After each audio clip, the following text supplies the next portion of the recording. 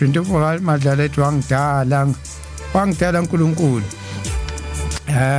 Sibonge siphinde futhi siphinde sibingelele uma ngaka uthi ke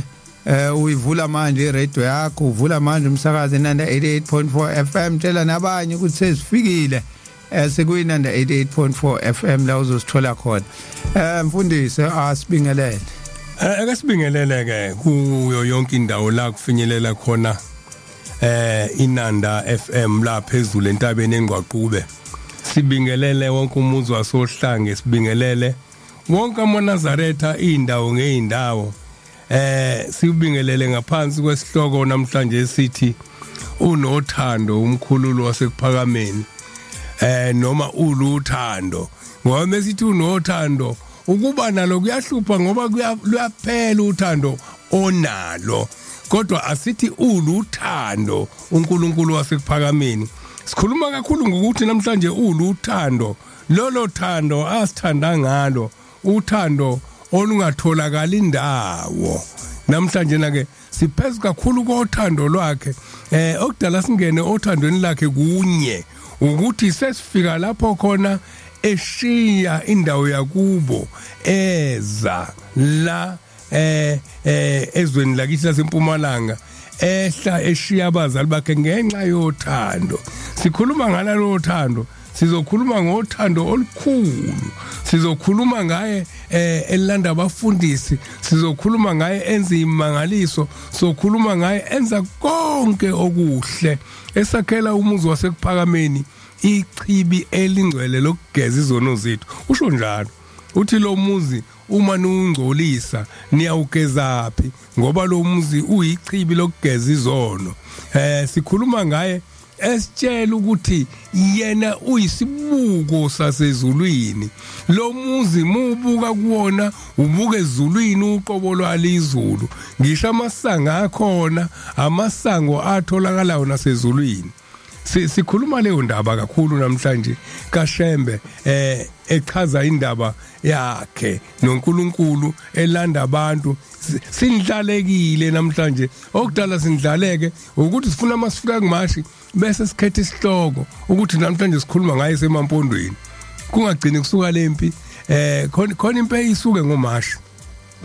Engeyona impi ekhipha igazi, eyimpi yokuthi ngakithi wafika kuqala. Thina lapha enhlangakazi siye sithi kulungile nithi emampondweni wafika kuqala, kodwa uhlangane phi noNkulunkulu bathi abasemampondweni, kodwa ingilozi yambiza kuqala yipi. Bese betha abala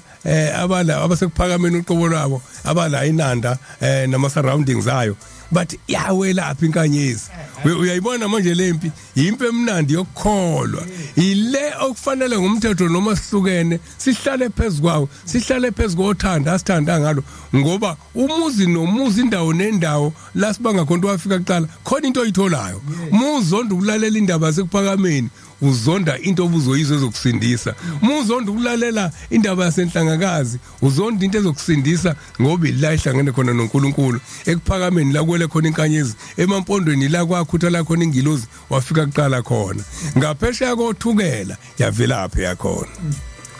Mfundisi ukhuluma ngokuthi uNkulunkulu ulothando,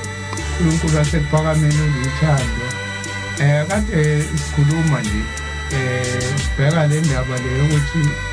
indlela zakhe zokuthanda umuntu ayiqede. uNkulunkulu khona into esike siyibheke thina ngamehlo enyama sithi yimbi, kodwa ngoba uNkulunkulu yinhle siyibheke sithi yimbi, kanti ngoba uNkulunkulu yinhle. Ngisho ufunda lapha eBhayibheli uyathola oNebukadnezar, oBelshazzar namanye amakhosi aseBhabhiloni ayemabi ngokubuka kwethu, kodwa enza umsebenzi futhi ukuthi amxoxele abantwana bakhe sebonile. Namanje ziningi izinto esithi masiyibuka ezweni sithi zimbi, kodwa ade sinothisa la ukuthi ezinye isimo ezweni sike sixoxe nabantu. Besijwayele ukuhamba la njengoba sihamba sijabula nje intathakusa siza la. Yazica wengane igcwele imigaqo, igcwele amajoyisi, igcwele yonke indawo. Kodwa le nto ayibuka naseBhayibhelini ukuthi uNkulunkulu ngoba abantu abakwazi ukubusa okamsweni la kaZulu wazo wakhe ibutho wathi udakwa kusuthi uthi mase suthi siyadakwa sidakwa umbuso sibhele nathi masike sanemadlana zazi ukuthiwa isigidime soyiphuza kufanele sigidime senze yonke into ebhedayo uNkulunkulu-ke bese ethumela abathize ukuthi benze izimo ezithile ezophinde zisiqoqe namhlanje sesinakho ukuthi masihamba ngisho emgaqweni awuliboni loluvanzi lwey'ngane engathi ificile ilele phakathi emgwaqweni idakiwe ilele encane ingane ibothi hayibo uzukhudluza imoto ihambe eceleni ilele idakiwe emgwaqweni ntombazane-ke ngiyabona nomfana kontombazane kulele emgaqweni kodwa isimo manje sendlala esikhona ezweni hhayi siyabaqoqa abantu sibaphake endlini uNkulunkulu-ke uthando lwakhe-ke lelo basuke ethanda ngala bantu uthi umlungu kumina ngesonto elidlule uthi heyi abamsomlungu kulo leli sonto indawo thina sike sibe neplan thina ka-3 generations izizukulwane ey'ntathu mangiplan yokuthi mhlawumbe umlungu mayitshala amahlathi uneplan hhayi ukuthi la mahlathi njengobe watshala uyena uzodla imali yala mahlathi uyazi ukuthi izizukulwane ezayo izizukulwane ezayo izona ezobe zidla ngala mahlathi yena uma ngakuthi akadli ngala mahlathi njengamanje kodwa izizukulwane ezayo uthi kumlungu thina seke siplane 3 generations uzayo nina niplanela every weekend maliqala isonto uplanela iweekend ukuthi ngeweekend uzokwenzani aniplaneli izizukulwane ezayo ngithi mina wazi walikhuluma iqiniso elibabayo ukuthi ngempela thina masiplana nje siplanela into yamanje uShembeke naye uyinto enjalo lolu uthando lakhe wahamba ngeenyawo wayidela kuthiwa wahamba lize lidabuka ibhluko lize lifaswe ngeyipeletu ehamba evuna thina akhalento lesikuyona namhlanje wayazi ukuthi akacabangeli yena kodwa ucabangela izizukulwane ezayo ukuthi laba bezemva kwami angifuni bahlupheke ngoba kuthiwa ngisho inkosi wayesho ethi cha kwathunywa mina kuqala kodwa inkosi yeza ngoba yona akufanele ihambe la emahlathini njengami yona ngeke izihambi la emahlathini mase mina ngizolungisa indlela yenkosi uthando-ke likaShembe lo kodwa mfundisi angingadli isikhathi ake ngikudedela ngiyabonga kakhulu khona into engifuna ukuyibonga la njengoba sisakhuluma ngendaba yokuthi ngeyila uNkulunkulu wenza into enisole nina ngiyengicabanga lento yokuhlukana kwebandla muyibuka yaba intembi kubantu abaningi kodwa mubuka ukuhlukana kwethu bese uhamba ubuka ifaction ngefaction uyabona ukuthi umuzi kaNkulunkulu umuzi wasekuphakameni ukuba sihlukananga ingabe ukuliphi izinga ukonakala kuona ukuba sihlukananga angiyikhulume lento yes kube buhlungu kubantu kodwa abantu abaqaphelayo bazobona la kulele khona amathambo ingabe ukuba sihlukananga ngoba iyasha inkosi ngaleso sikhathi abantu ngengizwe bethi kusetshenzwe kakhulu manje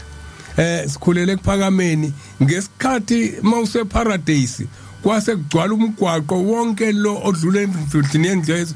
kwendle yesonto kuze kuyofika eJamangweni bangena abantu abanye baze bahlale phambi kwakanoyinkobe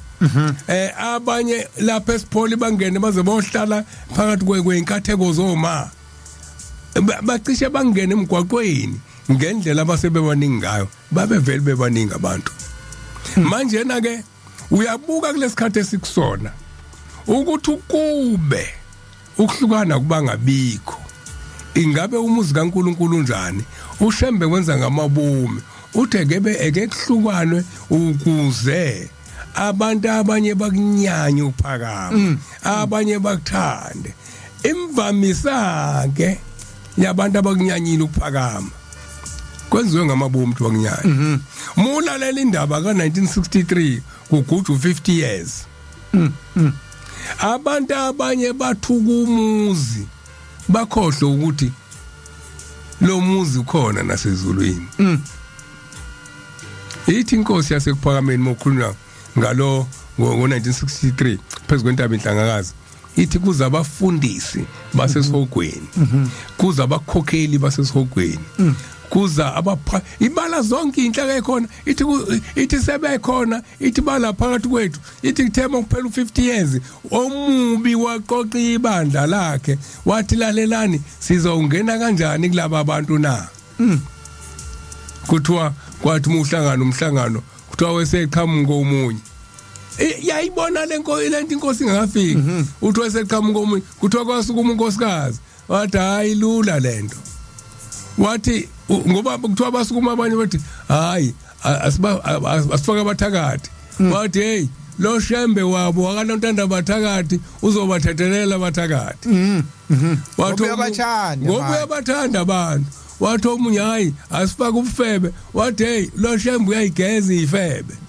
wathi omunye asifake wabala zonke izinto kuthiwa kwathi ekugcineni kwasukuma unkosikazi wathi asibafa sithi namhlanje ushembe uNkulunkulu uluthando yenye into ushembe ayinyanyayo ukungabi nalithando ngoba uluthando uthi ke asifaka ukuthi baxabane bodwa bangezwani kuthiwa wathi ukukhuluma lo unkosikazi wathi sokulungileka ubuhlakazeka umhlangano sesiyitholile bazolwa bodwa bahlukane kodwa inhloso enkulu ushembe wayengayiqeda lento ingabikho kodwa wayebona ukuthi uma nanda niba abaningi khona incwadi esho njalo ethi uma nanda nibe baningi kuzokwanda nokonakala futhi kukhona into ayilungisa ngalokuhlukana lokho uma ubuka ngehlo lasezulwini uzokubona lokho ukuthi kwakulungiswa uyabona nje uma ubuka ngehlo lasezulwini uzobona ukuthi kwakulungiswa namhlanje kunabantu abafuna ukwazi indaba sekuphakameni abanye babo babuza kuthina babuza pho nakhishwa yini ekuphakameni yazi impendulo ithini angazi ukuthi ngaphuma kanjani kodwa ngaphuma ekuphakameni angazi ukuthi ngaphuma kanjani ngoba inhliziyo yami imaphi ikhona ngoba umuzi uyabona ibhodi emusulubeka eceleni lingasekho estofini ngisho noma uthi awalibeke lifudumele kuyehla ukushisa liyakhumbula estofini ukuze uqala udle ingakho umfundisi uselapho ngoba ngizokhohlwa kesibonge nakubona abantu abasemzini abahleli phakathi komuzi wasekuphakameni kumanje ngokusigcinela wona lento kade uyisho ukuthi ngabe kunjani ngempela ukuba kuhlakaze kwanga akekho wazi ngabe usakwazi ukukhomba indawo yini ukuthi la kwakusesiphoni ngabe sekhona yini mhlawumbe ngabe kusekhona mhlawumbe ngabe ngisho inkanyezi siyagugulwa kodwa hayi lento ivimba indawo la hayi akusuke lokho ngabe usakhumbula ukuthi bawugcina ube nje kusenza kukhumbuleke ekuphakameni uthi mawudlula uthi awunayo indaba bafundisi awunayo indaba elungu awunayo indaba elungu umgwaqo wawishaya indaba elungu nayo indaba elungu nangu umgwaqo kwakuhlala umqomo la namhlanje ikhona sithi sikhumbule ekuphakameni nje ngoba ngempela usakwazi ukudlula khona ukhumbule khona into kade ngiyibuka indlela eyihlala inyanga yezulu basayigcinile abantu basekuphakameni esangweni laba basekuphakameni laba ekuthiwa abayifuni bayigcinile lenyanga yezulu kuthiwa abayifuni kodwa manje uyakwazi ukuthi mawudlula uthi awunayo indlu kababa omncane azabuza umuntu ongakubonanga ekuphakameni kanti labantu asiyeke angiqale la kodwa nje besasho ukuthi ukugcina kwabo umuzi wasekuphakameni kukwazi ngisho ukukhombisa izizukulwane namhlanje isho izingane ezingazi uhlala ukhuluma ngazo zonke izindlu lamfundisi okwazi ukuthi ungafika ume nalapha emgaqweni phezulu ukhomba uthi hayi nakho phezulu uthi nakho kephi yabo kusakwazi ukuthi izinto ekukhulunywa ngazo ukuthi ibuye ingqondo nowayengekho akubone ngamehlo engqondo kusekhona emzinkosi la ethi sebekhuluma sebeqedile abantu ngithozane nizobona izimpondo zeinkomo zamadili ayenziwa inkosi ilanga bese kubuza ukuthi umuntu othi amadila wenziwa kaHlembe leza impondo kwakuhlatshwa inyathi kwakwenziwani kanje kwakwenziwani emzinkosi kwakwenziwana emzinkosi asikho ke lapho kodwa asikule ndaba sikhuluma ngoShembe ewuthando kunezihlabelelo zakhe eziningi isihlabelelo esithi 192 verse 4 zithi zingakadalwa intaba wayesele bathanda ngokusithanda komkhululi masimthande nathi simthanda kanjani umkhululi simthanda ngokuthi akusho sikulandele sigcine sikhumbula ukuthi ukusithanda kwakhe waye njoba ngithi unguShembe uyisibuko sasezulwini simthanda ngokuthi senze lokhu athi uShembe asikwenze ngoba eyisibuko sasezulwini uma sikwenza leli izulu esilibona masibuka kuyena sizawufika kulona kodwa masingakwenzi sizolibuka izulu kuyena bese imisebenzi isishelelekisa sibuyele emuva ilokho kuzosibuyisela emuva ngibuka indaba la kade ngiyithola kumzukulu kaMkhulu umkhulu Ngubane umfundisi omkhulu wenkosi ilanga umfundisi le ndaba ngicela ukuthi ngivele ngiyifunde ngoba iyona engiphatha kahle kakhulu ngoba ngimbonile umfundisi uNgubane ithi ke lensizwa ngiyacela ukubengelela abangcwele indaba kaShembe ethanda umuntu ithu ukhuluma ngothando khuluma ngothando ungakayifundi mfundisi ngikhumbuze ofuna ukubuka sikhona na live Facebook live mawungena ku Facebook othi sikhumbule kuphakameni ungasali noma utshela omunye uthi hayi mina nandayidonsi la ngena ku Facebook othi sikhumbule kuphakameni uzowubona live lapho ithi ke lensizwa ngicela ukubingelela abangcwele indaba kaShembe ethanda umuntu ijule kakhulu ithi inkosi abanye abantu baye bafike lapha ekuphakameni behamba ngokugula benethemba lokuthi bazophila bafike baphile futhi inkosi isikhuluma indaba kaMfundisi uNgubane ithi uthando lwangena enhlizweni yakhe lujulile kakhulu bengakafiki ekuphakameni oNgubane inkosi ikhuluma indaba yabo ithi kunabantu bama ababili abezayo omunye uphelezela umfowabo uyagula abakafiki njalo labantu uphelezela umfowabo uyagula kodwa akazi ukusinda umfowabo lo omunye uzomthanda kakhulu uShembe namhlanje abantu mabekhuluma indaba kaShembe bakhuluma kakhulu ngokubheka kweimpumputhe bakhuluma kakhulu ngokusinda uNgubane ufika nomfowabo kuyashiwa kuthiwa futhi akazosinda kodwa uNgubane ukhetha inkosi umfowabo engasindile ngoba ubone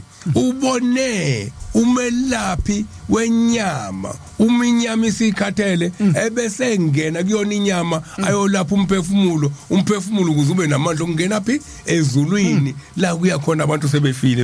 sebehambile emhlabeni wayibona insika yomlilo lithi ke omunye uzomthanda kakhulu uShembe nemba labafika ekuphakameni njengokusho kwenkosi umkhulu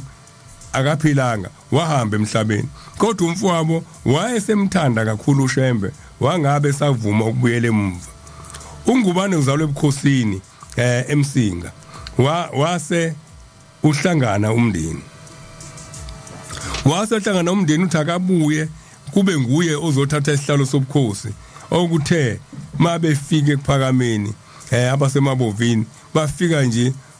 kuyasetshenzwa kwakhiwa umuzi kaNkuluNkulu bathi kuyeNgubane sokulanda ukuba uzothatha isihlalo sobukhosi ekhaya wena mele ngabe uyokhothamelwa abantu useyaphendula bathi bona hey uzoguqela indoda ababona ukuthi uguqelwa ngisho emazulwini bathi uzoguqela indoda la wena kufanele ngabe kuthiwa kuwena Ngubane bayede wathi umkhulu ngiyangithanda ukuthi umkhulu ngoba wayengikhonze kakhulu ngihlala ngixoxela izingane zangithi wayengithanda lo umuntu angazi ukuthi wengithandiswa yini ngangize ngithi ngabe isihlobo nina ngamhlongo njengomngoma uzalwa kithi phela umngoma ngiye ngithi mhlambe wayesihlobo nikhona uyothatha isihlalo sakho sobukhosi ekhaya wena kumele ngabe uyakhothamelwa usiyaphendula umkhulu uthi bafowethu lensizwe ethi umkhulu umzukulu ozalo ubhuti omdala umfundisi uThemba Ngubane lo okhuluma la nobethu umkhulu nje ukhuluma ngoyisemkhulu bafowethu mina ngeke ngisakwazi ukuthatha isihlalo sasekhaya sengikhethe esasezulwini kwala bemncenga akavumanga uNgubane uthando olujulile olungaphezulu kwezinto zonke ukuthanda uShembe nokuthandwa uyena la umkhulu umfundisi uPhilip Ngubane wayethandiwe yena ngihlale ngisho lento ngelinye ilanga bengisho kwesasifunda nabo sihleli la eNanda mebethi ngiyayinyanya nje indaba yakaShembe ngithi mina uyazi Musa uyayinyanya mina akungiphathi kahle kabi lokho waliwe wena umuntu owaliwe wena umuntu ongathandiwe wena ngomthetho ingabe kufanele ngabe uyathandaza muza uzunyanya uMnazaretha kufuna uthandaze ngoba uMnazaretha into yokugcina khona emhlabeni into yokugcina khona ezulwini into yokugcina futhi eyafika abayinhle emhlabeni makuphela bona kuyophela zonke izinto ithi ke ngelinye ilanga inkosi yasephakameni ngizocaphuna enye inkonzo zakhe la ikhuluma khona ekhuluma ngalokho hamba ngithi kwaku 1966 intshumayelo zenkosi ilanga ebhalwe uMnyando uzokhuluma mhlambe ngokubhala la ithi inkosi indaba kaShembe inkulu kakhulu maNazaretha mhlambe bayoze bavela abantwana phakathi kwenu abanesibindi nesineke sokuyifunda le ndaba yini phakathi kwethu njengoba sithi singabefundisi singabashumayeli bakaShembe akekho nasisineke nesikhathi nesibindi sokuhlala phansi ayifunde le ndaba ngokwami ukubona sisebumnyameni asiboni kahle asizwa kahle le ndaba yakhe ngoba uShembe akayibhalanga wasebenza nje kuphela akazange abhale lutho ngaphandle kwemthandazo neyihlabelelo kodwa iqiniso lobuNazaretha akalibhalanga uyayizwa le ndaba ekhulunywa uShembe la ukhuluma ukuthi ekathi ngelilanga ngavela abantu angazi noma emva kwethu noma sihleli la nje bakhona nabawokwenza ngiyakhumbula ngelilanga ngikwenye indawo ubuza ukuthi omunye lento oyikhulumayo ukhona yini omkhulumayo eceleni noma bakhona nabayibhalayo ngoba lento akuyona into yasemhlabeni indaba kaShembe akuyona yasemhlabeni inzima mfundisi lewo mbuzo umgruma kanjani umuntu ngoba eyomile ayiyela nothando uyisondelela yena ayifune lento njengokuthi ungathi amgruma umuntu kuhlula ukugruma ingane yakho izali ukuthi ngenithandele hayi ubona ukuthi ayivumi kahle ngoba manje ayikho lento kodwa onayo ngaphakathi uyayiza ayizele nesikhathi esikusona siyahlupha esabantu abathanda imanje izolo abalithanda kanti izolo liphethe la kuyophela khona ikusasa uma ungalazi izolo awuzokwazi ukuthi kusasa kuzokwenzakalani lento ethi kade isho umlungu ethi umlungu nina nicabangela iweekend ya anicabangeli anicabangi la nisuka khona anicabangi la niya khona cabanga imanje ithi ke le ndaba mhlambe wayethanda ukubhala kepha engenasikhathi ngoba wayehlala eyaluza nje njalo ngakho uma nithandaza ningaboyeka ukucela uNkulunkulu kuba anipha abantwana abanenhliziyo efana noShembe abanesineke nabanothando uyayizwa lento cela abantu abanothando hayi abantu uShembe uthando lakhe ngelinye ilanga inja ifuye kuphakameni ayifuye kodwa ngothando lakhe mebona injimbelwe phansi lethi umgodini uyabona isilwane lesi noma kubhala ukuthi eBhayibhelini ngaphandle khona izinjana ezifebe kodwa ngoba sinomphefumulo uyahamba uyasikhipha uyasigcina asifuye kodwa uyahamba uyasigcina ngoba sinomphefumulo ikakhulukazi abanesibindi sokufunda le ndaba yenu ngoba izindaba eziningi ukuthi kungaphela amashumi amathathu eminyaka zikhathale ukukholwa akuqali ukufika emhlabeni njengoba kufikile nje kini kodwa kuyaye kuhambe isikhashana bese kuyakhathala abantu bese bephelelwa amandla babuyele emva kodwa nina nisazama namanje ukuba nibe njengaye ubaba uShembe uthi kwakukhona umuntu oyakhe ezweni eliyihlane lapho kwakukhona ukuhlupheka okukhulu kuyizwe lezilwane. Abantu babethu uma bedlula njalo kule ndawo badliwe izilwane, amabhubesi, izilo nezinyoka. Kuthiwa ke kwakukhona izilwane kule ndawo esasinamandla, isilwane sasinamandla kakhulu. Sesibaqedile abantu, ikakhulukazi abangazi ngaso. Lo muntu ke wayecabanga ukuthi uzosenze njani lesilwane ngoba uyikholwa futhi uyayazi le ndawo. Wayecabanga ukuthi akahambe ayohlala eduze naso lesilwane khona kuzothi uma umuntu eqhamuka amtshele ukuthi akabhasope, engazike ukuthi abaqhamuka kwelinye icala wayezobatshela kanjani. Abanye abahlalise kuye kuze kufike abanye abaningi. Abantu abaningi basinda ngalokho, kodwa bafa abanye ababeqhamuka ngakwelinye icala. Sasibesaba abantu abaningi lesilwane. Wayecabanga lo muntu ukuthi kungcono alwe naso asibulale. Wayehlala nomfana wakhe omncane kule ndlwana, umfana abuye agoduke ayikhaya. Lo muntu wayenothando olukhulu, ethanda uNkulunkulu, ethanda abantu bakubo, wayethanda ukuba basinde kule ngozi yalesilwane. uShembe wayaye akhulume ngaye lo muntu, kodwa mina ngangicabanga ukuthi nguye ngoba nguyena uShembe owaphuma ezweni lakubo ngokubona ukuthi thina abantu bakwaZulu nabasemampondweni sidliwa isilwane, sidliwa uSathane.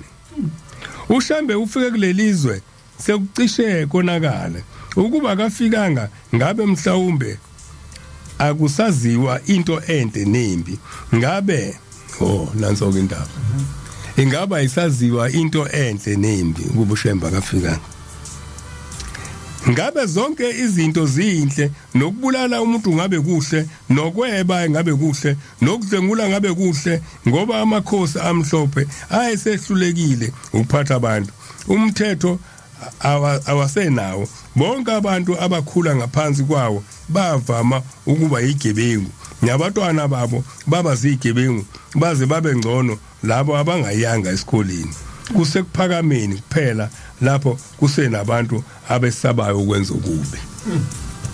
Kusasa uma inkosi ivuma kuzoba khona umgido abantu bonke abakhona lapha bazohlupheka ngoba kuyaye kufike bonke abantu abathi bangamakhola kwezinye izindawo beze kulomgidi. Uma befika bethanda ukubamba amantombazane khona emgidini, ekhona amaphoyisa nabafundisi noyise bakwenza lokhu ngoba umthetho awusekho kubo, abathandi ulalela. Lezi zinto ziyenzeka yonke indawo lapho uShembe engaziwa khona. Ngisho emidlalweni yamabhola kubelungu namandiya kunabantu ziyenzeka. Yini kuphela abantu basekuphakameni enisazamayo ukwenza okuhle ngoba kwafika uShembe. uShembe akafikanga ngolaka, kepha kwafika nomusa nothando. Sikhuluma ngothando namhlanje. Ukuthi uShembe ukuba akafikanga ingabe lelizwe selonakele kakhulu. Nothando noNkulunkulu. Lo moya wakhe awuthela phakathi kwenu usekhona namanje, ikakhulukazi kulabo bantu bakhe abafundisi, abashumayeli kanye nabakhokheli. Ningakweyisi lokuhamba kwenu. Lelizwi lisho kini elithi nina ningusawoti womhlaba, Mateyu 5:13. Alisiwo amanga, lingamaqiniso. Umuntu okonayo lokhu kuhamba kukaShembe unguSathane obona ngamehlo. Akungatshazwa uma kuthiwa unguSathane, ngoba emhlabeni akusebuye kube khona okuhle kubantu abamnyama njengoba vese kungekho nje namuhla. Kodwa uShembe uzamile ukuphemba umlulu, uzamile ukuba avuse uSawoti. Ningcosane eNazaretha emhlabeni, kuthiwa ningusawoti wezwe nje. Ningcosana baningi abantu abamnyama kunani, kodwa uma kwanda lokhu kuhamba kwenu kungase kuyiyole lonke izwe lase South Africa, mhlawumbe neAfrika yonke imbala. Usho njalo uShembe uthi awusiye omncinyane kunababusi kuyakuvela ku abaprofeti abakusindisa umuzi wasohlanga. Sihlabelelo 34. Le ndaba ke ekhulunywa la kukhulunywa kakhulu ngothando lukaNkulunkulu wasekuphakameni. angazi noma abantu bayakuzwa into okukhuluma ngothando lakho uShembe inja ayifuye kuphakameni kunezinto eziningi engenziwe kuphakameni kodwa ngenxa yothando ngoba yena uwuthando uyolanda inja ingakho ke ngikhuluma indaba ukuthi ukuhlukana kwesinye isikhathi kukhona okwenzayo ukuthini ngoba uthando ngesikhathi sanda kwandumona kwanda yonke into mubuko omunye ephumelela umono uyasebenza bese lo mona usuke silapha endaweni kaNkuluNkulu mhlambe sazoke sivule incwadi ngithi soba incwadi kaJakobe sazoke sifunda yona ekhuluma kakhulu ngokuthi lokuqhamukapi lokuxabana kukhona iqhamukapi yonke lento yokungazi ukuthi uNkulunkulu uluthando yokukhohlwa ukuthi uJesu bekhuluma nabantu bakhe uthi okukhulu kuna konke uthando akukho kudlula uthando incwadi ngithi sobe incwadi kaJakobe iyona engizobheka kuyona uShembe uyamuzwa lapha ukuthi uyavela ukuthi uthunyiwe mayethi kusasa umgido wabantu bonke uma inkosi ivuma uthi uma inkosi ivuma ngoba akenze okwakhe uyazi ukuthi uphathisiwe uthi uma inkosi ivuma kusasa ake sifunde ke sibheke ukuthi asilona lolu hlobo incwadi kaJakobe 4 njengoba sesilwa nje zivelaphi izimpi nokulwa kuvelaphi phakathi kwenu na akuveli yini lapho ezinkanukweni zenu ezilwayo ezithweni zenu na niyafisa nokho aninalutho niyabulala ninomhawu nokho anizuzilutho niyalwa nenza impi aninalutho ngokuba ningaceli namhlanje mubhekisisa kulokuphikisana okukhona into ehlupha kakhulu umona asikhuluma indaba kaNkuluNkulu namhlanje umuntu uthi ukhuluma ngoba sisebenzela namhlanje ukwakha ibandla ibandla le-faction ethile hayi ukwakha abantu bakaNkuluNkulu ngokaNkuluNkulu asihlukene masikhuluma mangikhuluma la mfundisi umhlongo waseGenyizini kodwa kufanele ngibheke ukuthi ikhaya imaphi uyazi abantu be-faction abasho njalo abathi umfundisi umhlongo waseGenyizini abantu laba esithi abakholwa bathi umfundisi umhlongo wamaNazaretha noma umfundisi umhlongo wakaShembe abayikho abayazi indaba ye-faction ngoba uma ukhuluma ivela lapha indaba uma ukhuluma indaba yakamhlongo kufanele ungakhuluma indaba yakwenu khuluma indaba yaselangeni ukuze kungaphoxeki ukuhamba kwakho manje ukhuluma indaba ye-faction nje ingoba wesaba ukuthi kuzokhunjuzwa ukhuluma indaba eShembe wasekuphakameni uzobuza kaShembe kuphakameni sazi ukuthi akugundwa thina wagunda wena futhi wena hayi thina kuyami i-faction kuyagunda bese kuthiwa wabonakala untanda nobhiya angani kaShembe kuphuza hayi athi inkosi singashaya kancane uyayibona lento bayibona labantu esithi abakhona bayayazi ukuthi hayi uthe omunye ngikhuluma kabi manje kodwa kufanele ngikhulumile uthe omunye njengoba kuJanuary nje kufuna umuntu awode kakhulu ubhiya angibange ngisabuza ukuthi uhodelani ubhiya enye izinto engiyibuzayo ethi inkosi yasekuphakameni njengoba nanda nje nikade nisaba ukukhetha inkosi emzini wasekuphakameni njengoba senanda kangaka nje akukho yena okuxegisiwe okusokudala nikuthande ukukholwa ngoba kuyona into elula ingakho kwakunobuNazaretha besikhashana ngoba kwakubaxakile babengeke abantu bahlale bamaNazaretha kwakubaxakile babengeke bahlale kuzoba kwesikhashana mawuthanda ukuqhubeka nabo uzoqhubeka kodwa ilento eyenzekayo namanje akhona wesikhashana laba bafika bezonikela bezocela mase betholile bese phinde futhi eyigundela ikhanda lakhe ilento okuyibona insizwe ihamba ngemoto enhle nani it mayibona manfica manazareth kwa lo muntu wasibingelela kahle kangaka uyamazi ushembe ngoba khona into amenzela yona so uyamazi kahle naye wakwathi ukuba yiNazareth wathi ukuligcinisa omunye naye imbungculo yakhe kodwa kwakhe liyagciniswa bathi uthi mawuthi athi hayi bayazi le moto wayithola kushayela bayazi ekhaya uthigate kabi sabathi kodwa akakangeni ngokuphelela ngoba uyazazi izinto ezisamba omunye ngephinda angene ngoba wazothwala ufunda uMnazaretha aba number 6 uMnazaretha aba number 6 ubuthi muso uyitholile lento oyifunayo yenze njani usungaligundi ekhaya ngoba ngithi manje inwele ushembe metha singayigcini ingoba aerial zisensa izwi lobungcwele zisensa umngcwele ziyabusensa futhi nomoya babi ingakho ukuthi umudlula la khona umoya omubi uzokuthiwa kwashwaqa inwele uma ke ugundile uzoyithatha ingakho angikhulumile ingakho mina nabanye siphatheka kabi mokuqhamuka umuntu othi umKristu bese abize mina ngomKristu angiyena umKristu mina uNazaretha nje yiNazaretha mina umdala mina kunobuKristu amen ngimdala kunobuKristu thina siphethe into yokuqala njengoba ethi sengifika khona siphethe into yokuqala thina unumeri 6 ukufundela amaNazaretha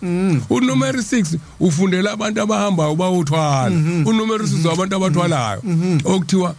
uma usafuna ukuthola inkomo eziningi ungaligunda ikhanda ungayolwandle ungayolwandle ibona ke labantu abathwalayo angikhulume la ibona labantu abathwalayo abanqatshela ukuya endaweni ezithile okudala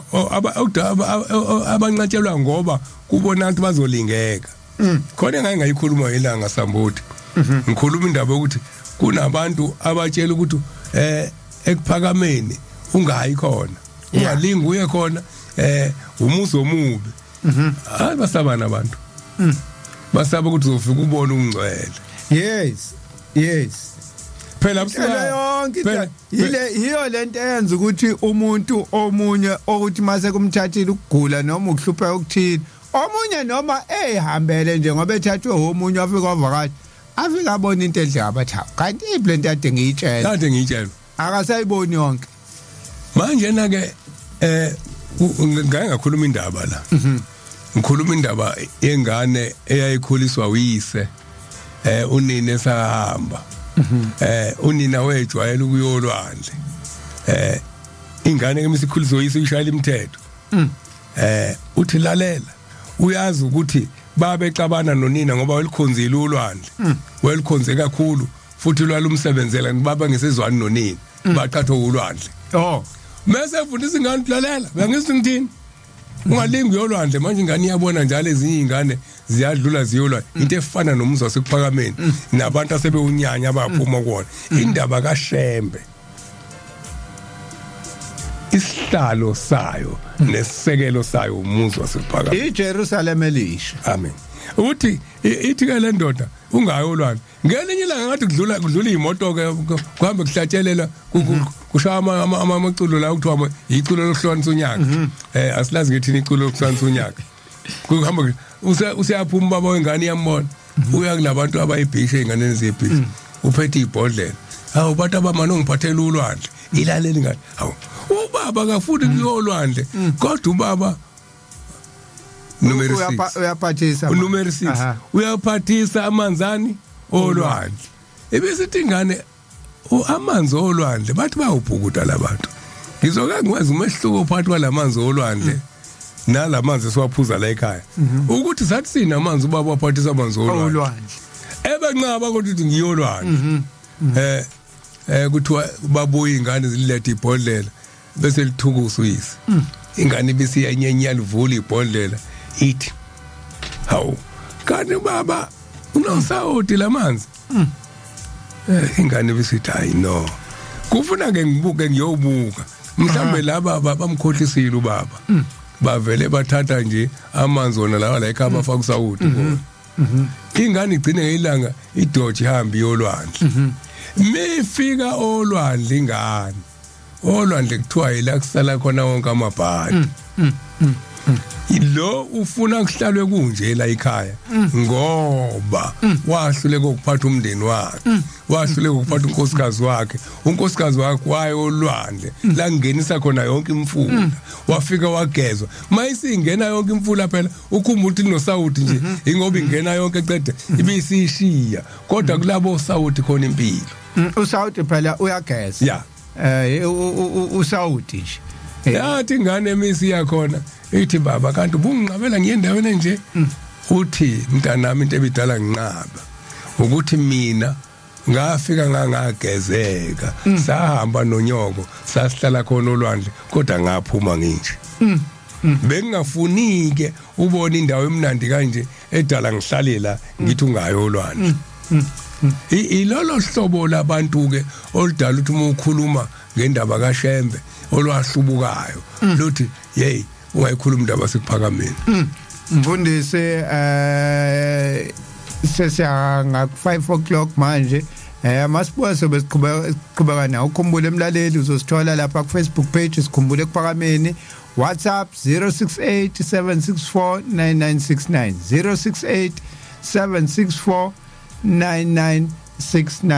0687649969 siyabuya khona manje nje sawubona kuphakama sawubona Judea awasho kanjela amaNazaretha athi sawubona kuphakama sawubona Judea nanda 88.4 FM uhlelo sikhumbule kuphakameni Jaba kaSambothi umfundisi uJS Mhlongo ohleli nabo njengamanje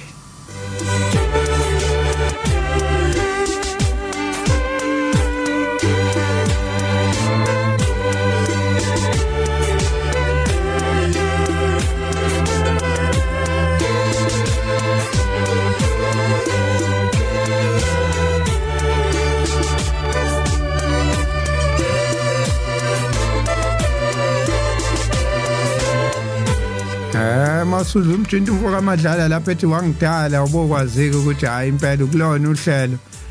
sikhumbule kuphakameni sisekulona uhlelo la sithi unothando umkhululi unothando ngathi yake yasho inkosi langa yathi amaNazaretha uma khona wanifela nina kuthiwa nafelwa uShembe wanifela uthanda isithande ngalo nathi yiloko lolu esilibabazayo yiloko lolu esilikhumbulayo sisaqhubeka nazo indaba ezali uthando lomkhululi mfundisi ake siqhubeke sifunde ihlabelelo zakhe ezikhuluma ngothando ngiqale ngafunda 192 verse 4 zingakadalwa izintaba wayesele bathanda ngokusithanda komkhululi masimthande nathi zingakadala kusho ukuthi khulunywa ngothando oludala la akukhulunywa ngalolu uthando lwanamhlanje lokuthanda izinto ezibambekayo lokuthanda ngoba uShembe enginika imoto lokuthanda ngoba uShembe bengigula wangisindisa bese ethi ngithanda uShembe lapho ngiqamba amanga ngithanda uShembe ngithanda ingane anginike yona ngoba kusho ukuthi kuba ngiyithola ngaba ngimthandanga 195 verse 4 nakhona uthi nguyena owangithanda ngalithanda ngokulizwa lelo zwi elizayo enhliziyo yami ngendlela alichaza ngayo uShembe izwi elizayo walichaza savuma sathi siyayikhetha inkosi yasekuphakameni senze isifungo esikhulu sokuthi sengiyohlala endlini kaJehova kuzobe sekuphele izinsuku zami esithembisa into esingayibonile kodwa ngoba wayichaza ngothando lento sabona ukuthi khona lapha kwesika 66 akekho kwesika 66 isihlabelelo verse 5 akekho ubaba emhlabeni onothando olunjengolwakho akekho nomame onjengawe muthwali wazo zonke izono zethu nezami mina moni olusizi akekho ubaba emhlabeni onothando olunjengolwakho akekho nomame onothando njengolwakho umthwali wazo zonke izono nezami mina moni olusizi manje na umusubhekisisa abantu ngelinye ilanga uyethi mexabana nezingane zakhe athi le ingane ngizayiyeka ngizothi akusezona ezami uNkulunkulu akakusho lokho sesimonile usuku nosuku siyona kuyena nakushembe siyona usuku nosuku kodwa njalo waze waveza ukuhlambuluka ngoba esithanda kodwa mawusunile hamba yohlambuluka ithenye kwa-08 wena wangithanda ngingakazalwa ngithande ungibeke entendeni yesandla sakho 114 ivesi lokuqala wangidala uNkulunkulu uThixo Nkosi yamakhosi wangibeka kuleyo nsimi ngokungithanda okungaka uthando olungaka udalwe bese kuthiwa ungayitshaleli wena wabeka ensimini etshaliwe kwathiwa okwakho ukudla kuphela konke lokho kwathiwa konke lokho kwakho uthando olungaka wawusubeka lemgomo ke yokudla kodwa lokho wathi uyabona lokho ungakuthinti utshalelwe ubekela imigomo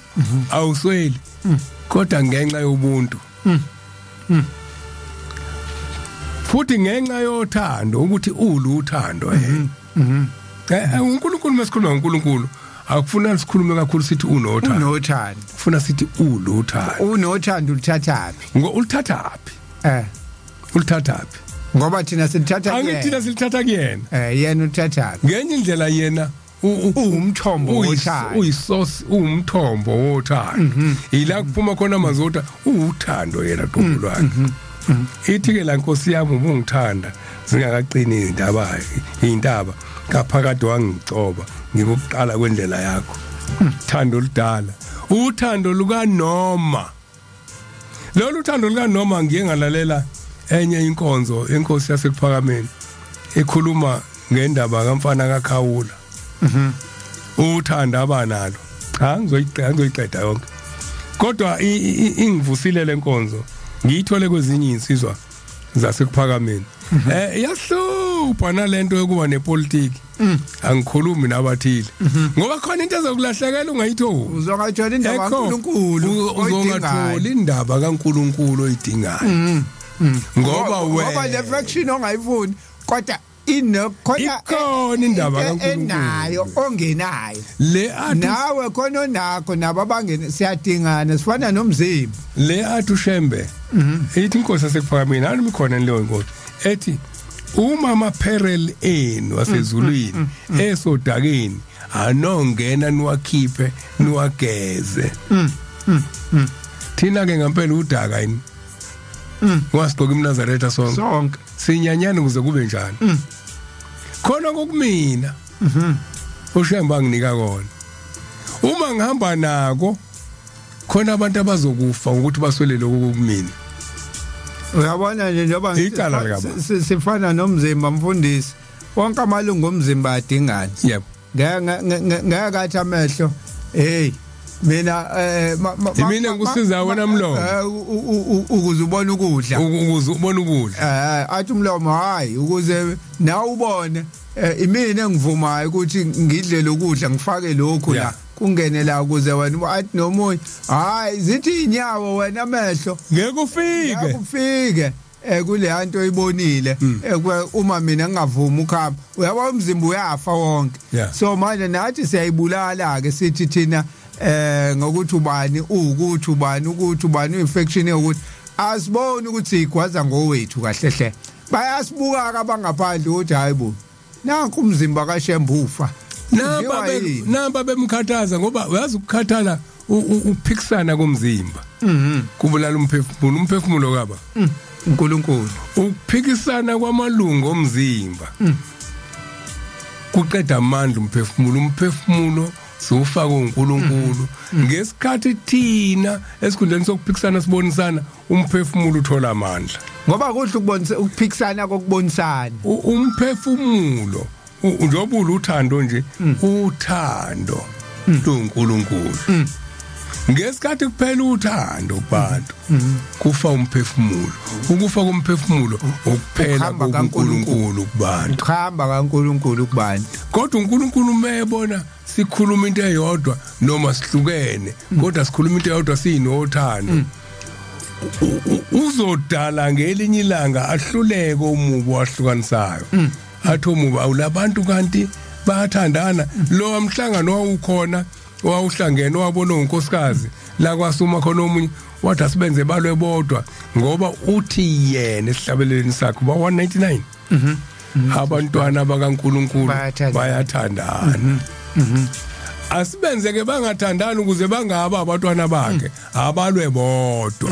ngesikhathi silwa sodwa ngisho noma kuthiwa wena uhlele endaweni enhle kodwa ungangithandi mina ngesikhathi utshala ukungathandi kuwena uxosha umoya kaNkuluNkulu okule ndawo ohleli kuyona kanti uma ungithanda uchelela umoya kaNkuluNkulu osendaweni ohleli kuyona ukudla ukuphikisana ukuphikisana ngothando ngoba suke sibonisana so angithi sinodi kwakuyinto enjani kuthi babehlalela lokho abafundisi kuthi makhona la bengasabonakali khona bese behlala mabengayitholi impendulo kuthiwa hayi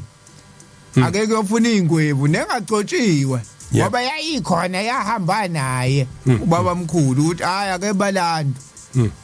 nayi indaba isixakile la yathini inyama endala la hayi basho ukuthi hayi thina sihamba naye kwakuwukuthi mhlawumbe ingwevu ziphikisane ngokukhumbuzana ukuthi hayi sibani engathi sukhohliwe kwakunje kunje thina ngiphikisa ngile ngaphesheya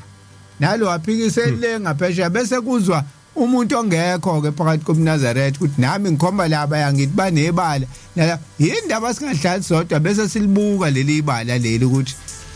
hayi engathi kodwa kwangashiwonga ukuthi lokho engathi lokho kwakushiwo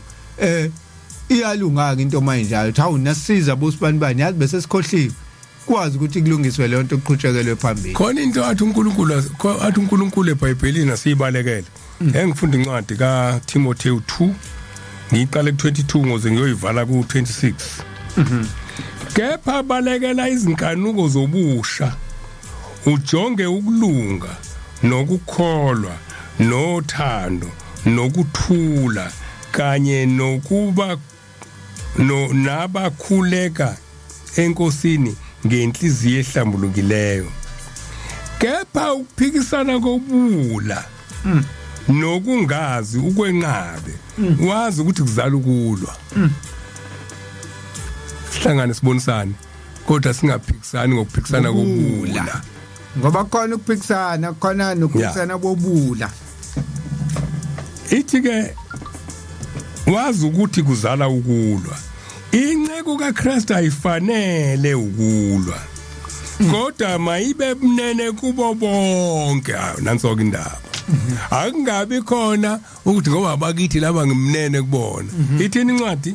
ithi inceko kaKristu ayifanele ukulwa kodwa mayibe mnene kubo bonke inesu lokufundisa ibekezela ibalaya ngomoya obunene abamelene nayo hawu angikhulumi nomuntu engimelene naye mina lo muntu uzomzuza kanjani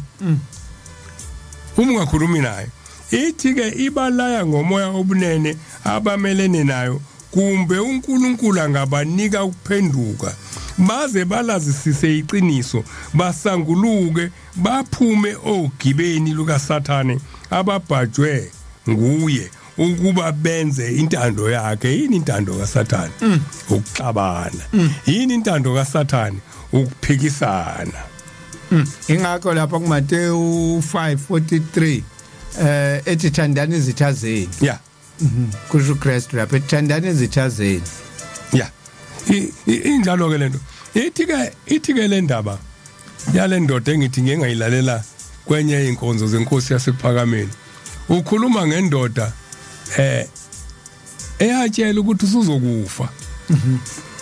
abantu abaningi mebangantshela usuzokufa liyaphela uthando lwaNkulunkulu hawo wathi sengizokufa manje kanti unjani wena uNkulunkulu ani ngifuna ukuphila mina akhohlwe ukuthi umuntu ukufa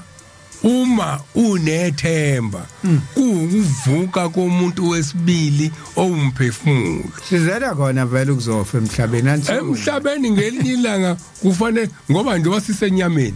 sizosebenza uthando lwaNkulunkulu mase sisebenza uthando lwaNkulunkulu kufanele sife ifinyama kuphila uma mayifa inyama izothi ukubola kwayo bese kuba umanyolo kuzobo into ezodala kuba umanyolo kahle ukuthi sisebenze kahle yini asifakanga yini upoison emzimbeni yethu ezobulala inyama ingakwazi ukuvuka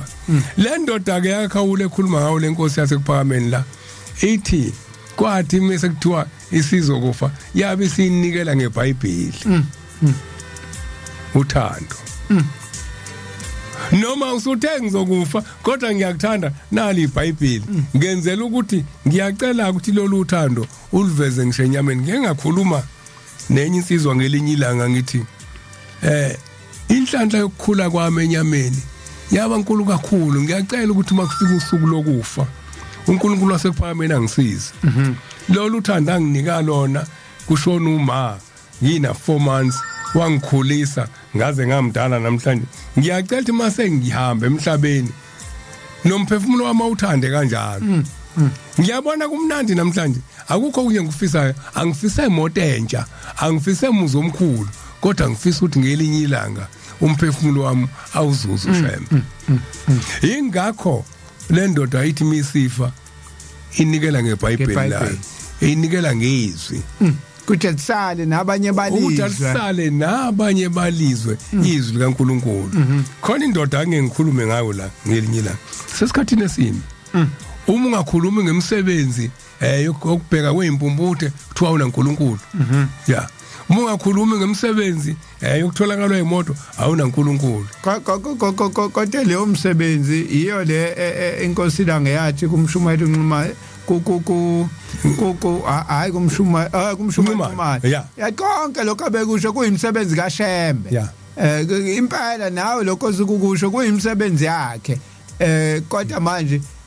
izomsiza ngani komunye umuntu ngoba awuyikhuluma indaba yesono ukuthi hey esomvimba ukuthi afike eNkulunkulu esomvimba ukuthi afike eNkulunkulu hayi le ndaba le ndoda ingikhumbuza enye indoda engayibona kufika uprofessor uMuki Hedley Mudli usuka phesheya eAmerica sasuke sixabane nayo labantu abenza research bahlupha omunye ufika ethwele ukuthi uzokwenza research kodwa ayikho lento kaShembe meke wafike njalo mina sijwayele ukuxabana naye saxabana ngelinye ilanga naye siseBay ngabuya sengibuya ngamatekisi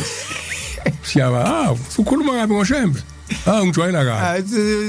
this doesn't make sense I doesn't make sense uzokwenzani la uzokwenzani la kanti mina ngizowakha isense kuwena mina ngitshela indaba kaShembe ayenzayo yes ukuthi wavuka ukuthi ayakhe isense noma lalela lento engikutshela yona ngitshela yona ngitshela mina into engiyibonile ulandeni mina ungangithembi mangitshela ngithi mina ugogo wami ngelinye ilanga eMkhayideni uyashona kuyisonto meshona kuyisonto ingunqu iyasuswa kuthiwa imthwale Sunday uyababuza amakhosikazi asehomisi baba sithe inkosi yamakhosi unkosikazi wakamhlongo useshonile uthi baba ngithe thathani leli duku nifike nimvale umlomo namakhala bese evukile baba akaqulekile amsana manje muzongitshela into ayenza sense manje ngitshela into eyenzeke kugogo wami enofakazi yes indaba kaShembe nofakazi mebefika amakhosikazi athi lamakhosikazi amakholo kodwa nawe ubaba uthini wasiyamtshela seshonile lo muntu simthintile uthatheni imfayimoto uthi ke hambani nimthinte ngeduku leli ukhipha iduku yena phakathi bafike bamthinta uyaphaphama ugogo eMkhayideni uyavuka uthi ningayi kobiza ingane yakhe ngoba iyagida wegida uanti ningayi koyibiza engakavuki lo muntu bese ningayitsheli ukuthi sekwashona unini okokuqala uthi ubaba awu lo nkosikazi wami ngiseshonile bathi hayi bafuse uthi ngeke kulunga shonele la ngoba lengane basonto abodwa lamantombazane koxatshanwe emndenini bokulwa nayo bethi ithathu unina yombulalela kaShem okulu umndeni kophela unyaka cha baba sithi akasekho lo muntu cha athe thatha nalidu labantu bamaNazaretha usatokodweni la ishonela khona ulapha eJamangweni la kuhlala khona amakhosikazi uhleli namakhosikazi zihomisa ugogo shonela endlini sengibekela laba abangazi ushonela endlini sithi amadokodo eJamangweni ngila kuhlala khona amakhosikazi into enkulu eyiwolo thina lento kade yenzeka ngezikhukhula abantu bahlala ndawonye sikhule ngawo thina imnandi nje kuthina siyeza abantu kade bekhala sayihlala thina leyo nto ke kupheka inyama la eceleni uhlele eJamangweni nasesipholi kupheka inyama ebhodweni elisondelene kanje ubona ibili inyama inuke kamnandi nina nizodla uphuthu nombhubhudla ya kodwa ke kuzothi ngoba siyakholwa ubona sebekuhlephulela oanti bethi nawo cha idla nawe iqatha ya ugogo ke ngikhuluma ngale ndaba ukuthi iyahlupha lento abantu beresearch labantu abafundile ya abantu abafundile bahlupha kade ufunda incwadi lapho inkosi ikhuluma ngazo ezifundile kade ikhuluma usethi ke ubaba basenkwenzela imbizeke ngoba othethe icala ozafe necala kubafowabo wathatha uma wayombulala kaShem ngifuna abayizwa abantu le ndaba ngoba inalento yokuthi ngifuna ukufaka abantu bakithi ekhaya uthi kugogo before ahambe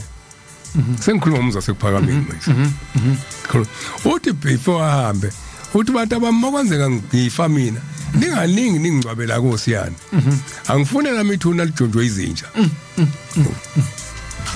bayilalela utshelo baba ubabizila akagula kanalutho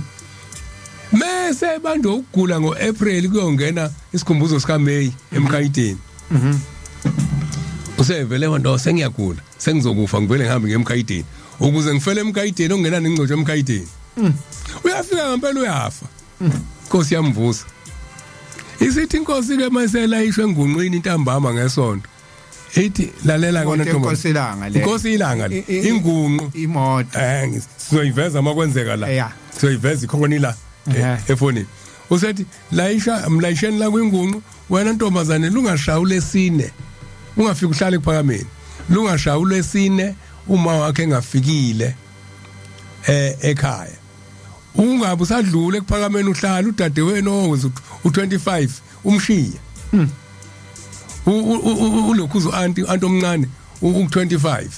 kusho ukuthi umhlanganweni weintombi 25 kusho ukuthi isikhumbuzo sasingena early sasingena la ko14 u25 akayileke uanti yena eMkhayiteni uze ku25 ekuphakameni afika adlule medlule uyafika ngomsomluko ayikho imoto azagibele ngolesibili uyijahile lento esho ubaba ukuthi kungashayula lesini athi mela ngaphesheya wenhlangakazi eMdloti la abantu sebaqambama ngabathi sehuze muwena mfuna umdloti bathi huza ngathi bani abathethi huza me lapho aphela amandla alale kadade wabo wanti alanda umakoti oma nabanye bambelethe azayofika ngolesine waphuma umphefumulo lo lesine ethe inkosi yasekuphakameni lungashaya lesine ngafikile ekhaya uzofa kwesibili ufoko okuqala wamvusa uShem wathi mefela la ubani kanti ophethe imphefumulo uthi ke ugogo angifuni mina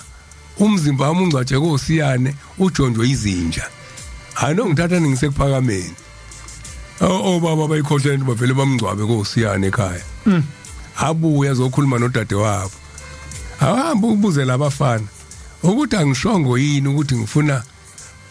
umzimba wami ungene kuphakameni ufihlwe khona umuzi wamaNazaretha lapho siya khona ukhazimula ngaphezulu kwelanga nenyanga usulandene ekhaya manje unqaba ugogo ungcwatsha koSiyane nje yobikwe enkosini lento baba lo nkosikazi wamhlongo shonile wayethe akafuna ungcwatshwe ekhaya wefuna umphefumulo wakhe ulale ekuphakameni ngothando lokusithanda kwakhe ya akasithanda umkhululi ithi inkosi hambani ke manje niphathe isilwane esizophatha umphefumulo wakhe niyokhuluma ekhaya kaMhlongo nisiqhube lesilwane esithwala umphefumulo kabani kaManzama siulethe la ePhakameni kwathengwa isilwane imbuzi yafike bakhuluma obaba yaqhutshwa wahanjisa umphefumulo wayo wayePhakameni angiphume ePhakameni siyongena ePhakameni ya manje na ke umbuzo uthi sengizobe ngimthathe futhi ngimbuyise ngithi ngimlethe ekhaya sethe athi akafuna ukujondwa izinto njengabelandwa nje abantu abangeniswe ekhaya umuzi wamaNazaretha lapho siya khona ukhazimula ngaphezulu kwelanga nenyanga lento oyikhuluma mfundisi ibalekile banenhlanhla abakamhlongo abamaNazaretha kakhulukazi ngoba kusasa ingane bekuyofika umuntu oyikhohlisa ethi kufanele nihambe niyolanda obani nobani ugogo wena ke ekhaya ugogo nangu umngaphandle siyambona uthi uyagodola ngeniseni mina meke wathi umuntu ugogo akangenile ekhaya ukuthi uqinisile vele usekuphakameni ya kufanele ngabe sekhaya ugogo wami usekuphakameni yeah usekuphakameni wami ugogo umphefumulo usekuphakameni ngoba kwasha inkosi ilanga sikhuluma lezo ndaba sikhuluma ngothando uthando oluba khona noma sokufiwe uthando luka ongelona uthando luka ngoba uthando luka noma ithi ke le insizwa bengikhuluma indaba kaMukhi ngayishiya yeah khona insizwa ihamba ngewheelchair lena enamasondo amathathu koko yase akathi yamapi noma yaphesha kuthiwe evumzetha ngangeke ngiyifice khona impela nje mama ngewona umhlangano isova ngelokhuza ngezandla izakhele le wheelchair sengikhohlwe isibongo nje ukuthi kwakubani uya interviewer ke ulokhuza uyibuza imibuzo uprofessor uMukhi le ngisaqabana naye muka nje wakhombisa ukuthi indaba kaShembe iyumsangano kuwena ungabisakhuluma nami ungibizelani kahle hayi ungabisakhuluma nje nawe ungibizelani ungabisakhuluma ngoba iwona umsangano kumina futhi manje ungisanganisa umdabi womsangano nakumina uthi ku professor baba wena walethwa yini ePhakameni uthi cha ngalethwa uthando kodwa ngafika ngigula wafika ugula wasinda cha angisindanga wawufuna ngangizofuna ukusukuma ngoba ngisishosha upho manje uhlaleleni ngoba naku ufika wangasukuma uthi ke lo mbhemu ngihleli ku-wheelchair manje angisukumanga kodwa into engafike ngayithola la kwakuwukuthi kanti mina ngisishosha kabili ngisishosha enyameni ngisishosha nasemphefumulweni ngathi mengifika ngithola indaba kaShembe kwenzeka isimangaliso ngafike ngasukume emoyeni namhlanje mina angisona isishosho emoyeni ngiyahamba ngoba ngabona uShembe ngakho ke sengiyazi ukuthi ngelinye ilanga uma ngidlula kule nyama ezishosha umphefumulo wami uzohamba ufika ezulwini ngenxa ukuthi ngibona uShembe yayisingabaza lento ngalalela professor siyacabana manje umzwile utheni uthi wasinda emoyeni enyameni yagula kodwa wasinda uprofessor ubambelele ukuthi uShembe kuthiwe ishosha ziyasukuma manje ufuna isukume zonke ishosha ukuthi phela khona abasindayo nakuJesu babesinda abanye bengasinda abanye ya abanye babedalect abanye babefile abavuza abanye bafa wangabavuza ya ile ndaba ke kakhulu esikhuluma namhlanje le esithi yehlele lensizwa ekuleya intshumayelo yenkosi yasePhakameni Ngcoyi engithi ngeke ngayilalela ngoba mina ngilalela yonke yabona mungixosha ngilalele ngelila ngiyalalela nasebuhleni ngiyalalela nasethembezindle ngiyalalela ngoba khona ukukhuluma into oyaziyo khona into engiyiswele khona into engiyiswele sithi sihlabelelo sikaShembe thina asikakafiki kuleloze lokwenama umuntu oneme unako kwakhe kuphela akakunako okunye manje uthi uShembe ke ngomthetho wamaNazaretha akubona abantu bokwenama ngoba uthi uShembe uthini thina asikakafiki kulelo zolokwenama asibona abantu bobumnandi abantu bobumhlaba emhlabeni bayadansa kumanje benza yonke into okwabo kula uthi ke uShembe masesemhlabeni la uthi khona izwe lizayo la kungakhanyisi leli langa lani lalomkhathi ngoba ngelinye ilanga munamile uzothi anami unamalithi libalele livele line yebo bese uba manzi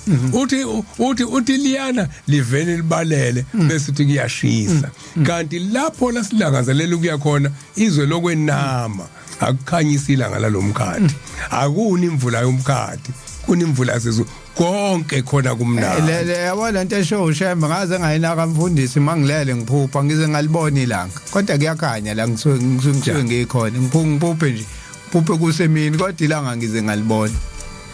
uthi nanti kodwa kuyakhanya uthi ke ilapho la kumkhona izingilozi ukukhanya ngakhona kukhanyisa izingilozi ngisho amacula akhona acula zingilozi ngisho ukudla kwakhona kuphekwa zingilozi akuna fridge akuboli la abasilalele bakhumbule sekwinanda 88.4 FM uhlelo sikhumbule kuphakameni WhatsApp number 0687649969 Facebook page sikhumbule kuphakameni YouTube sikhumbule kuphakameni hle naye uThabo kaSambuthi umfundisi uJS Mhlongo Canon SA sonke inobho wethu la technical producer uyena owenza izinto zenzeke sisemoyeni nje uyena ocofoza yonke into sikhona bangaqala abalaleli babethumela lapha emqhafaza umfundisi kathi ukhuluma ngensizwa akakhawula yanikeza uShembe iBhayibheli bengithi uzokhuluma yenza into enhle bethi uzokhuluma ngale yayinomona eyakuShembe yabuza ukuthi izofa nini wathi uShembe hathi kuseduze kakhulu yini wathi angenza ukuthi hayi ngibe ngihamba ngidla inkomo zami wathi uShembe hayi ibuqala manje ke ngoba manje ayisekuseduze impela hayi ibuqalela impela uyihlaba insizwa ayinomona ingafuni ukushiya lutho mayiseyami ifuna ukudla ngisho inkomo zayo yayibeka nje inkomo zayo iyabuka ukuthi hayi kuzofa inkomo zami ngiyishiye ilabo ngithi umlungu ade nina nicabangela iweekend ucabangela imanje bethi thina sicabangela izizukulwane ezintathu kusuka manje kwakwabantu abadala kuthiwa naye umprofeti uMose kwenzeka kwafika insizwa kuyena hayi kade ngikholwa ngiyanikela kaNkulunkulu angibusisa uthi umprofeti uMose hayi ibusiso zakho ikhona uNkulunkulu wakubusisa uthi hayi uma ngibusisa pho ziphi ibusiso zami uthi hayi zikhona khona konke ukucelile uNkulunkulu uyakunika ukuthi nje ukunika kancane hayi ithi lensizwa hayi mawuze kufika usuku lokufa ingakafiki zonke izinto zonke izinto zami engayicela uNkulunkulu hayi mina ngizoyicela zonke manje mtshela uNkulunkulu uthi akayilethe zonke izinto zami umona mtshela anginike zonke izinto zami manje hawu na kanjalo nje athi uMose kulungile ke ngizomtshela ulinde kusasa uNkulunkulu uzoyiletha zonke izinto zakho hayi nangempela yathi yavuka ngakusasa hey nanka amakameli akelile ngaphandle komuzi wakhe athwele imithwalo wena gulide wenani konke nakho hey nazi izinto zakhe uNkulunkulu seyilethini yathi mayibuka lezi zinto ayasiyatshelwa kodwa wathi hayi kodwa njengoba ifika namhlanje nezinsuku zakho zokuphila emhlabeni seyilelini yonke lento akade ayivuna kuyafana futhi ngeke asayenza lutho isifikile ngeke asayenza akabuzanga ukuthi usuku izinsuku zami zimzima engifuna incwadi yokugcina le eyinhloso yokuhlala kwethu la sizokhumbuza abantu eyokugcina lencwadi engiyifundayo hayi ngoba sengiyafa eyokugcina namhlanje ithi ke lencwadi eka Timotheo 2 ngisangena kona 2 ngiyawuthanda ngiqala ku14 mhlawumbe ngizogcina ku17 ithi ke bakhumbuze ngalokho ufakazi phambi kaNkulunkulu ukuba bangalwi ngamazwi okungasizi lutho okuyincithakalo kwabezwayo uma sithukana ukuthi mina ngiyifaction ethile ngiyifiction olalele uzongena kanjani endabeni kaShembe na ithi ke miqhubeka 15 lo khuthalela ukuba uziveze uthembekile uNkulunkulu isisebenzi esingenamahloni esiqondisa kahle izwi leqiniso. 16 kepha ukukhuluma kwezwe okuyize ukugweme ngokuba bayakuqhubekela phambili ekungamesabeni uNkulunkulu. Nezwi labo liyakubhibha njengesilonda esibhucukayo. Abaphakathi kwabo ngoHimeneu noFiletu. Na indaba. Yeah. Iloko sikuthunyiwe la. Ukuthi sihlukane nokukhuluma indaba zempikiswano yezwe eyingasizi lutho. Ithi bakhumbuze ngalokho ufakaze phambi kaNkulunkulu ukuba bangalwi ngamazwi. Amazwi akuwona ukulu. Amazwi akubonisana. Ithe lapha ekuqaleni ithe isisebenzi sikaKristu sichazela abamelene naso ngoKristu kuze sibazuze bagudluke ogibeni likaSathane ababhajwe kulo. Awuthi ubona abantu ophikisana nabo besulwa nabo ubatshela ngobukhulu bukaNkulunkulu wakho. Khuluma ngobukhulu bukaNkulunkulu wasekuphakameni. Uyiveza uthembekile wena. Amazwi lawa okugcina akhuluma ngothando. Uthando njalo. Isikhathi manje sithi 20 minutes to savesa 19 minutes to 6 o'clock. Sekuseduze siphume sengaqala ke manje ngithi kuyobheka lapha ku WhatsApp which number it is 068 7649969 siqale lapha nanguwa uPula Ngitsotetsi uthi ngiyabingelela studio kubaba umfundisi eBhuthabo ngihleli nani anginilalele siyabonga uPule ngihlale khona sibingelele lapha ya kubaba eNewland ubabuhlongwane eNewland ubabuhlongwane kulezi insuku usahlushwa amehla akakwazi ukubhala lapha ya efonini kodwa siyazi ukuthi ulalele uvukile siyabingelela ababuhlongwane uNkulunkulu wasekuphakameni azabe nawe lapho ukhona kanye nomndeni wakho akuphilise nje nasemehlweni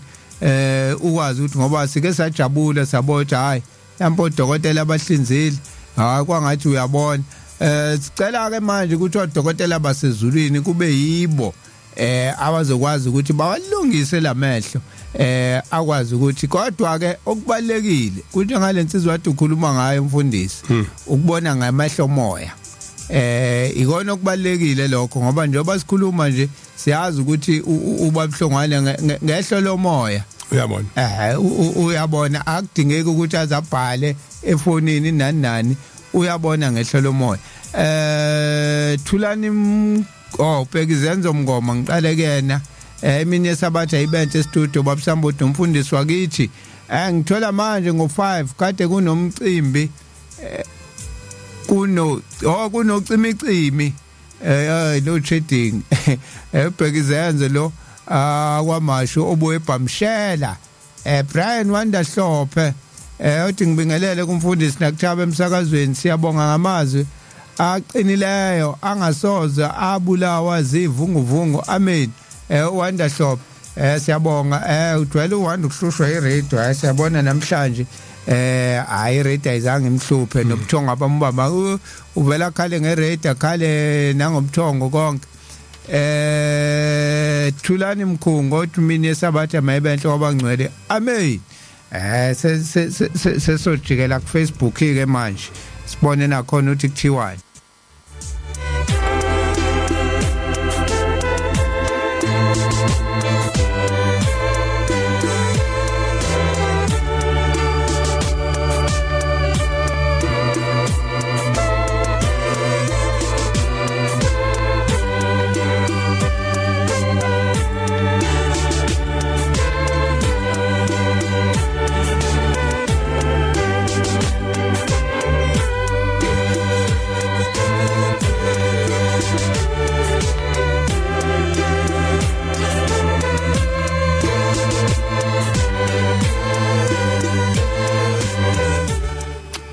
lapha ku Facebook uzobona ulive wethu iposter ngabe lento ozocima inani asikwazanga uyifaka kodwa asifake ulive kunama video mabili khona ebhala part 1 khona ebhala part 2 njengamanje sikupart 2 mawusibuka uzosibuka khona kodwa ama comments ungafaka noma ikephi ngiyakhumbula uMahamudzu yena othumele kuqala umyalezo lapha kule video part 1 noma ngasamboni manje kodwa ngizomthola ona John Mahamudzu uqinisile ukuthula uqinisile mfokathabo ngikulalela ngisesipani ngiku app ngiyayithanda yona ngoba ithuli du ayihohozi awunazo uMahamudzu ulalela ngeapp sibonge Mahamudzu Zamobo nganvilakazi uthi sharp nazo Siboniso Ntozakhe Williams amene studio mfune simhlongo nawo Thabo ngiyafisa ngelilanga ukuba ngike nginyathele emzini wasekuphakameni ake nizama ukuthola umshumayeli udladla eze ehlelweni khona ezeseluleka ukuthi singangena kanjani khona ngiyazi wena Thabo ungumakhelwane wakho ekuphakameni ngiyabonga hayi umfundisi wakho ekuphakameni udladla ungobese hayi somthelela umshumayeli umncanyana socela umncanyana ukuthi afike ngeilanga azoyichaza ngeke sisabe ukwenza lokho hayi akuyona inkinga baba umncanyana ukhona sikhuluma nje naye nomini akuyona inkinga ungezwe thina kuba ngazi uthi sithi siyakhuluma nje kodwa wena ufuna amasango ukuthi kungenwa kanjani ekuphakameni inhle leyo nto ukuthi ubuze indlela yokungena ngoba kodwa ufuna iqaphela abantu la sikhona sikhuluma indaba kaShembe yebo uma kuukuthi umuntu ufuna ukuya ehleni ngeke sisho ukuthi yegenye ezini sikhuluma indaba kaShembe uma uShembe wakho lapho umoya udonsela lapho kodwa sikhuluma indaba kaShembe la umoya wakho ukholela khona nakuba ithi indaba yethu Shembe wasekuphakameni ngeke ukujike lokho ekuphakameni umuzi okhona emhlabeni okhona ezulwini uma kusekhona lokuhlukana okukhona ke ukuthi ingilozi yakhe ikukhombapi thina kuthiwa sihlukene ka4 noma ka5 noma ka6 angazi amaKristu ahlukana ama1000 kodwa khomba iJerusalem lelo kuliwa kulona ekuphakameni akuliwa dilingile into ngala khomba iJerusalem sikelana ukhombe ekuphakameni umuzi uphilile manje ngeke noma uyathanda uthandi ngeke ungayikhombi inhlangakazi ngeke ungakukhomba ukuphakama ngeke ngalikhomba iJudiya ngeke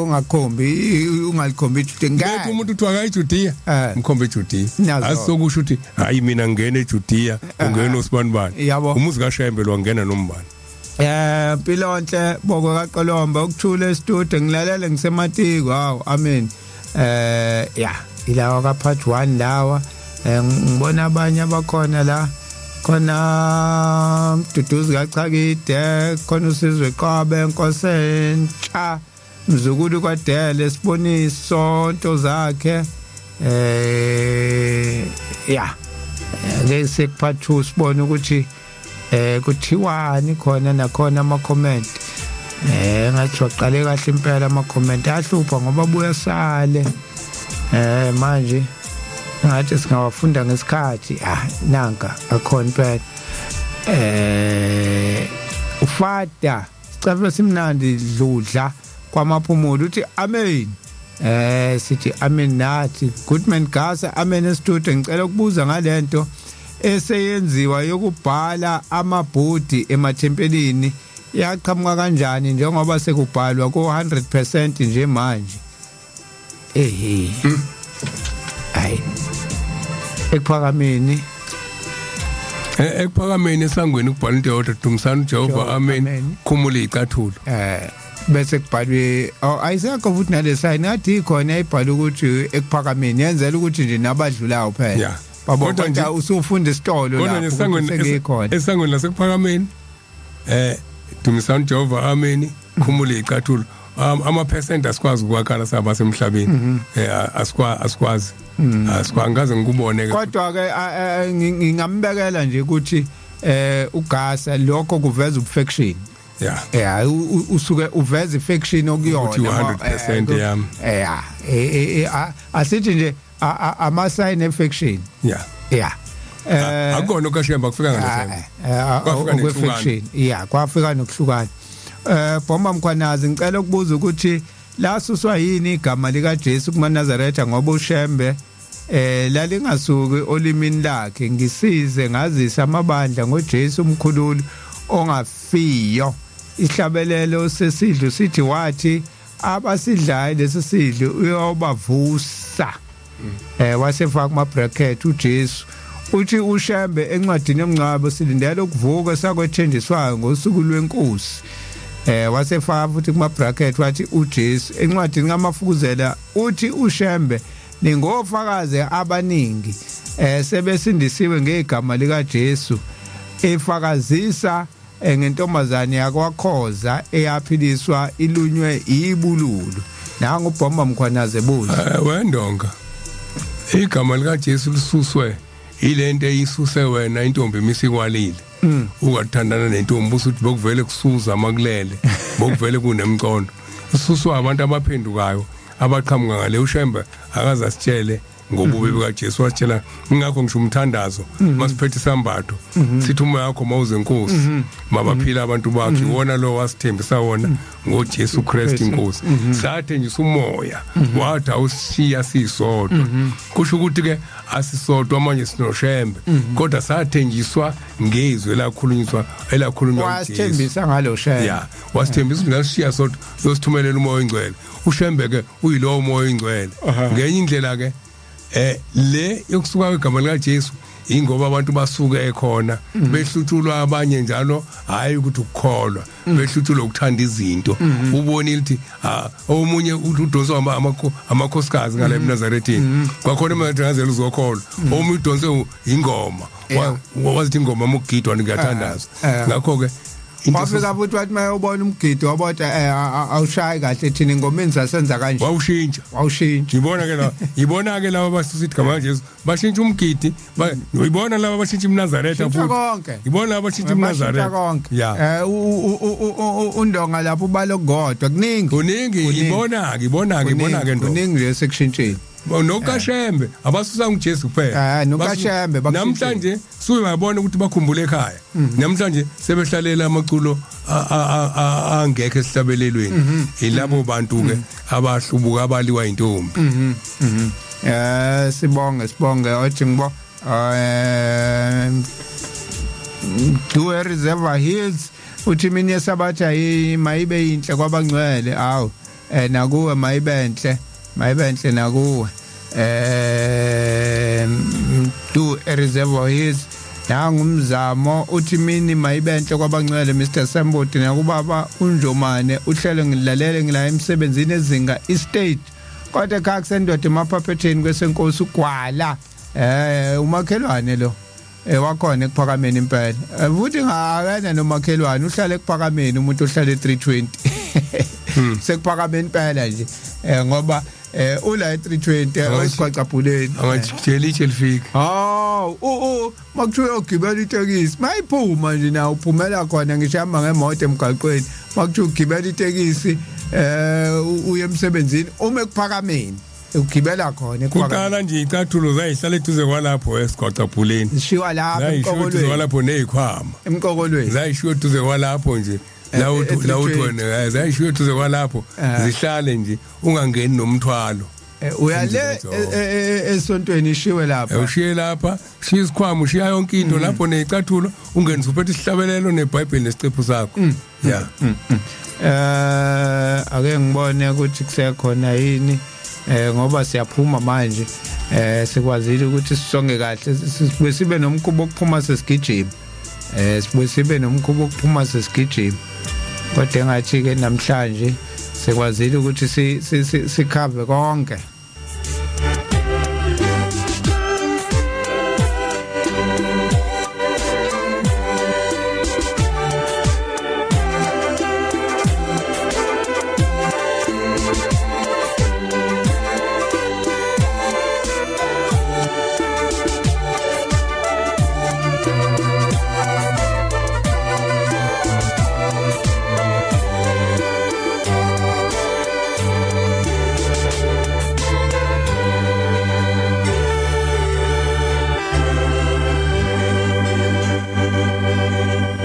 Akhona icomment engenayo ngabe ingena manje. Hayi siwashaya yonke mfundisi. Sesihamba ke manje. Ake sisonge sivalelise sishiye nezinamba. Yeah. Sesiyasonga nje kusekhonyana imizuzu khona. Siyabonga kakhulu. Sibonga ukuthi uNkulunkulu wasephakameni esivumele namhlanje sikhuluma indaba yakhe singelutho. Kodwa wavuma siyacela ke ukuthi asincede kungabi eyethu le ndaba esikhulumayo kube yakhe ngempela. Ngiyafisa ukuyifunda lencwadi. Uyifunde. Uthe ukugcina. Yeah. Ngifundela into eyodwa ukuthi ukuhlukana kungasenzi sithuka inhlamba ngoba solahlwa. Awukwazi ukuthuka ihlamvu kungaphumeli egatsheni. Aleke izulu lama-faction. Awukwazi ukuthuka igatsha kungaphumeli esiqwini. Awukwazi ukuthuka isiqu kungaphumeli empandeni. Ngifunda lencwadi. Thina sixhunyelwe la ngokukholwa. Ngiyayiphinda ngihlale ngifunda uRoma 11:16 ngiyoze ngifike mhlambe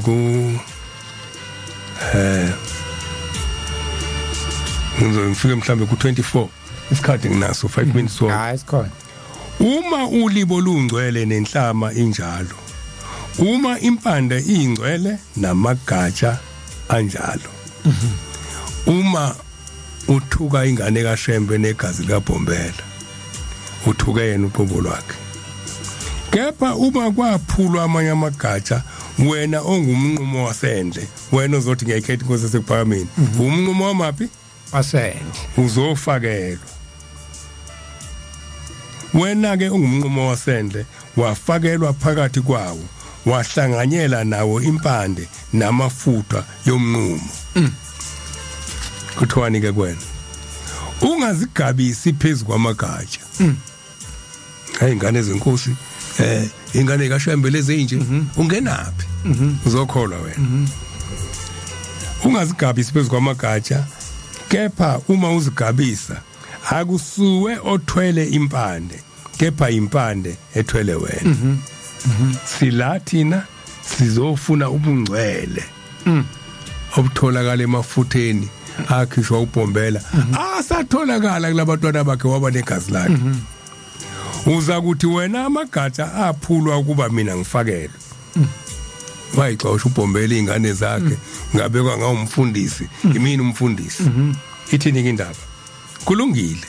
Aphulwa ngokukholwa. Wena ngokukholwa. Ngokukholwa yini? Ungazikhukhumezi kepha yesaba.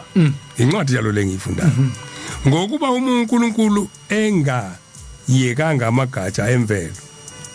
nawe angeza kuyeka. uNkulunkulu kwasusa amagatsha emvelo esihlahleni. Wena ungasahleli ngokukholwa kulesihlahla. Ngeke akuyeke. Le ncwadi ninake kakhulu ngoba ikhuluma nathi onhlamba kayisuka emlonyeni. Ithi ke miqhubeka bheka ubele nobukhali bukaNkulunkulu ubukhali kulabo abawayo kepha kuwe ubele bukaNkulunkulu uma uhlala ebubeleni uma kungenjalo uza kunqunywa nawe. Nalapho uma bengahlali ukungakholweni bayakufakelwa ngokuba uNkulunkulu unamandla okubafakela futhi. Ngokuba uma wena wanqunywa emnqumeni ongowasendle ngokwemvelo wafakela emnqunyeni omuhle ngokuphambene nemvelo ikakhulu labo abangabemvelo bayakufakelwa emnqumeni wakubo. Kodwa mawakwazi ukuthi kufakelwe wena ungene wemvelo labo subathuka abemvelo bayofakelwa kakhulu kunawe. Ingakho lencwadi ekhuluma lento athi uShembe le ingane kaShembe enegazi laShembe azinasiso. Musa ke ungene wena asenza yena no senza loNkulunkulu wacela wadose ngihamba nje izofundisa obani. Ngicela ke wena ndoda ngabe uthi fundisa uzothi mina ngabe manje ngisho izofundisa oba. Phelele umfundisi umhlongo lo. Mfundisi Jesi umhlongo inamba 060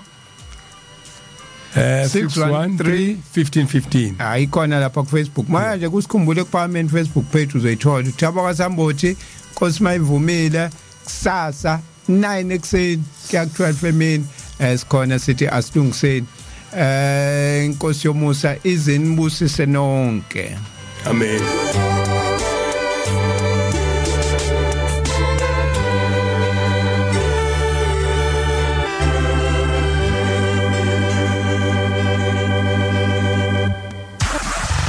Inanda 88.4 FM. When we return, more of the music you love.